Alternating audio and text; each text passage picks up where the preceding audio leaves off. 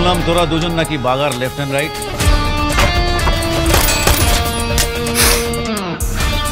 গত 5 March release করলো জিৎ ও প্রসেনজিৎ চট্টোপাধ্যায় অভিনীত বহুল প্রতীক্ষিত web series Khakee the Bengal chapter 2 এর ট্রেলার থেকে নিঃসন্দেহে দর্শক চোখ সরাতে পারবেন না, কারণ এই ছবির মূল ইউএসপি বাংলার 2 মেগাস্টারের উপস্থিতি। প্রথমবার একই ছবিতে জিৎ ও প্রসেনজিৎকে একসঙ্গে পেতে চলেছেন দর্শক। এর চেয়ে বড় নিউজ আর কী বা হতে পারে। আরও একটি উল্লেখযোগ্য বিষয় হলো এটি কিন্তু বাংলা নয়, হিন্দি ওয়েব সিরিজ।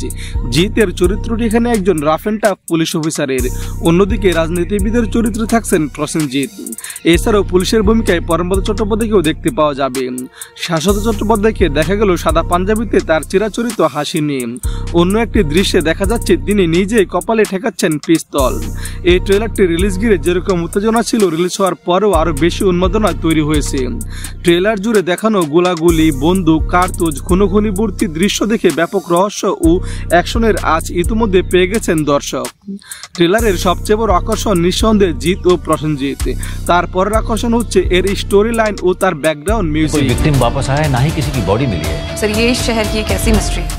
হার হিম করা ব্যাকগ্রাউন্ড মিউজিক ছিল পুরো ট্রেলার জুড়ে।